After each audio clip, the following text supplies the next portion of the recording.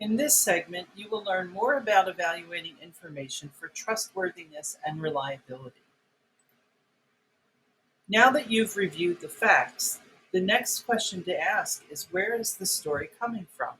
Who is reporting this information and where did you see it? A story reported by a respected news organization is more credible than something posted anonymously online. It makes a difference if the story has its own headline and is published by a known news organization or government agency, which should only be conveying information, or if it was thrown in as a comment on a discussion where it will likely get people to react emotionally. After that, you want to confirm if the source is reliable and credible. Not all news organizations are credible or trustworthy. A credible news outlet demonstrates a desire to give you correct information. They have journalists trained to research and verify facts. They have editors or an editorial board responsible for reviewing and approving content. They back up their stories with factual evidence and will identify or name where they got the information. While every news outlet will display some level of spin or bias, credible organizations do try to minimize bias in their reporting. And before anyone gets comfortable thinking their news source is totally credible, let's take a look. This is the media bias chart. Produced by a nonprofit organization, the media bias chart is an excellent reference for identifying credible news organizations. There are other groups that produce similar charts, but I prefer this one because they regularly analyze news outlets and update the chart, making it more likely that the results are fair. They also analyze outlets for both bias and quality. Across the top, organizations are placed according to how much bias or spin they display in their reporting. The scale spans from the most extreme left-leaning point of view to the most extreme right-leaning point of view. Along the left is the scale for quality, which rates how much of their reporting is factual information versus analysis and what is misleading or incomplete information, opinion pieces, or flat-out false. The organizations that fall above the green line and in the middle present the most factual information with the least bias. The organizations at or below the red line present the least factual information and the most bias. Note that the organizations in the green section that extend somewhat to the right or left of the middle doesn't automatically mean they're not credible. It means you have to factor in the point of view they prefer to present. If you're looking for factual information without much or any bias, then your top picks should be ABC 15 Arizona, the Pew Research Center, and AP News. If you're looking for factual information with some analysis thrown in, then you want the next level down, still close to the middle. This includes Reuters, the BBC, and Fox News Hourly Update. Staying in the middle as you go further down, now you're looking at outlets that do report the facts, but they add more analysis to their reporting.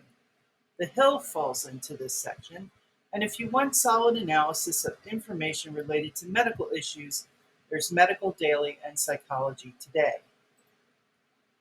Notice that as you move down the chart, things start spreading out. This is because as the outlet offers you more analysis, the more you're learning about how the analyst interpreted the data. It's up to you to decide if the analyst's interpretation makes sense. If you really want a balanced analysis, then your best bet is to choose one outlet that skews slightly left and one that skews slightly right. So if you're going to listen to NPR, then you might want to also listen to the Morning Wire and vice versa.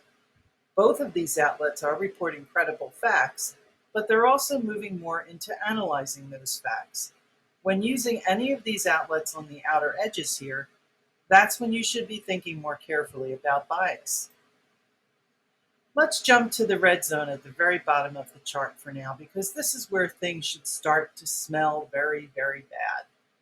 News outlets in this region are known to present misleading, inaccurate, or fabricated information. Fabricated information is a polite way of saying they're lying. On the left, there's a podcast called Brown and Black. It leans very left in its analysis, but it can also present misleading information. Also leaning left and misleading is Veterans Today.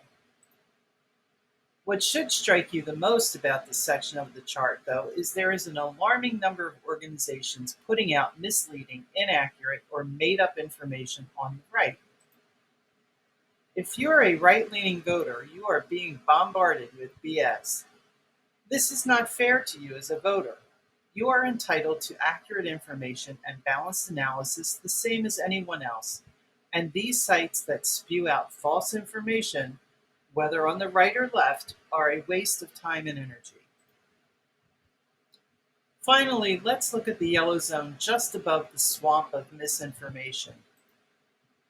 This section is for outlets that offer a skewed perspective and selective, incomplete information or propaganda.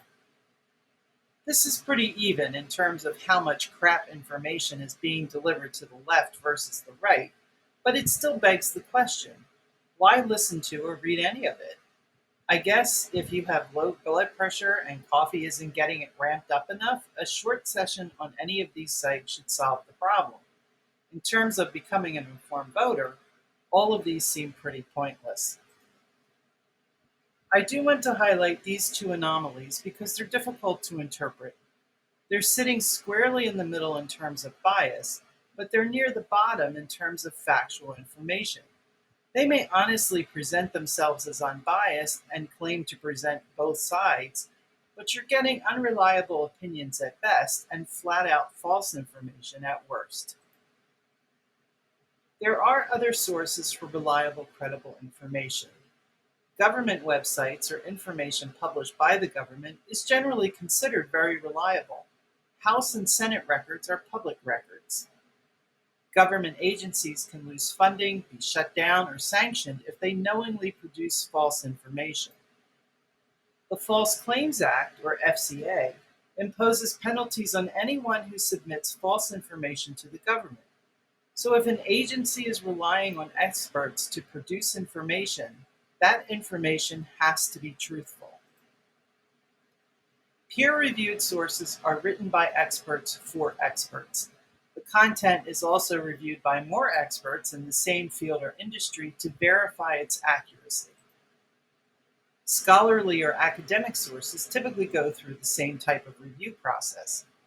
Textbook authors do not get rich from writing textbooks. They genuinely care deeply about giving accurate information to their students. This is not information that someone made up and then tossed onto the web without one or more people checking that it's accurate. The next section of Part 2 reviews how to determine if the evidence for a story is trustworthy and meaningful.